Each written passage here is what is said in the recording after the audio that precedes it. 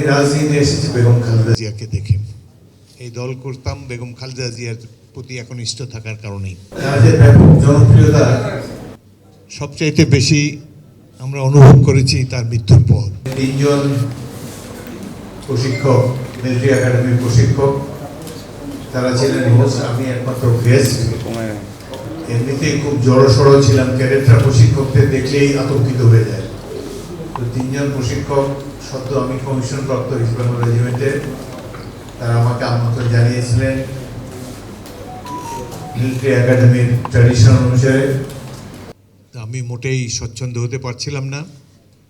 এমনি সময় বিকেলবেলা সন্ধ্যার একটু আগে সেই মেজর জিয়া ড্রয়িং রুমে প্রবেশ করলেন 25 বছর বয়সী গৃহবধূ বেগম খালেদা জিয়া। তিনি একটি নাস্তার ট্রলি সহ নিয়ে এসেছিলেন এবং আমার প্রশিক্ষকদেরকে বললেন যে ওনাকে একটু শান্তিতে খেতে দেন আপনারা। তো তার বক্তব্যে কিছুটা স্বচ্ছন্দ হলাম। তারপর তো দীর্ঘদিন তার সাথে পরিচয়।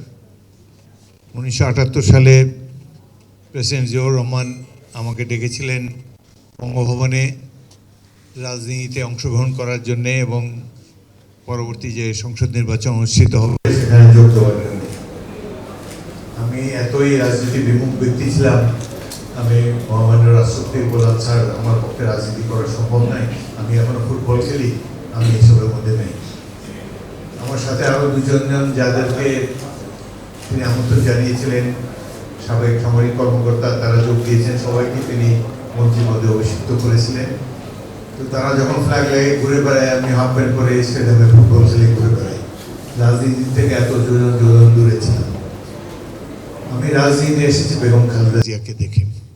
এই দল করতাম বেগম খালেদা জিয়ার প্রতি একনিষ্ঠ থাকার কারণেই। 1991 সালে আমি এবং আমার পাশে ইসলাম মনি এবং আরেকজন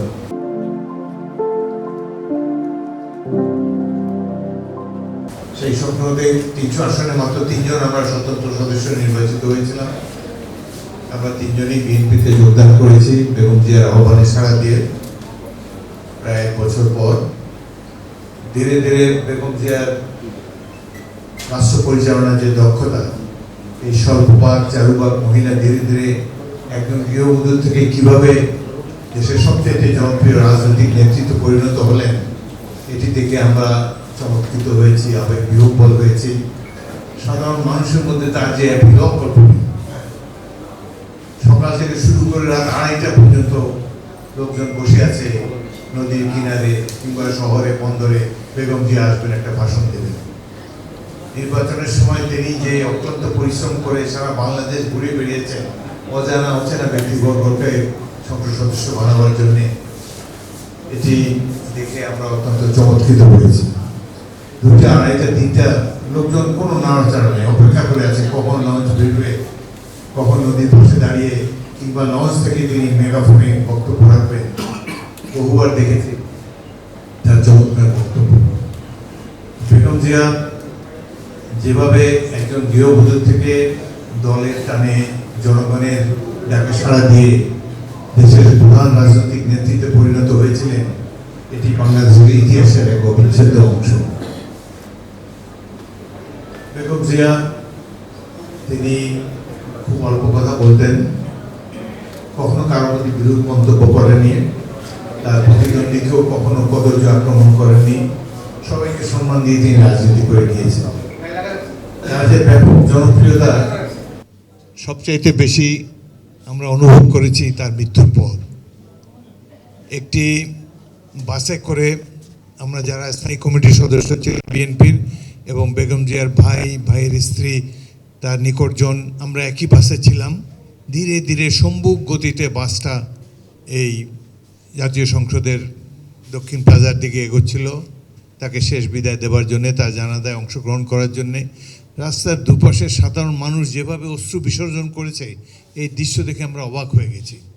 রাজনৈতিক নেতাদেরকে সাধারণ মানুষ দূর থেকে দেখে, টেলিভিশনে দেখে, কিংবা কোনো জনসভায় দূরে বসে মাইকে আলোকোজ্জ্বল পরিবেশে নেতাকে তার বক্তব্য শুনে। কিন্তু মৃত্যুর পর এই যে মানুষের যে অশ্রুধারা, এটাই প্রমাণ করে যে তিনি ছিলেন সাধারণ মানুষের নেত্রী। তিনি জনগণের নেতা ছিলেন। বোঝাই যাচ্ছে সাধারণ মানুষ কেন চলে গিয়েছেন, যিনি আর কোনোদিন তাদের কোনো উপকার করতে পারবেন না। আমরা সেদিন উপলব্ধি করেছি যে ব্যাপক জনস্রোত, এত বড় জনস্রোত কখনো দেখিনি, বাংলাদেশের মানুষও সম্ভবত দেখেনি, ভবিষ্যতেও দেখবে কিনা সেটি ভবিষ্যতে বলতে পারে।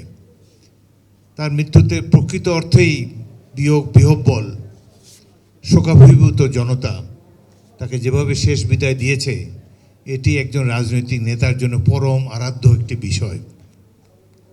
এবং বেগম জিয়া তিনি অনেক কষ্ট সহ্য করেছেন। তাকে মাফিয়া নেত্রী হাসপাতালে একটা চিকিৎসা পর্যন্ত দেননি।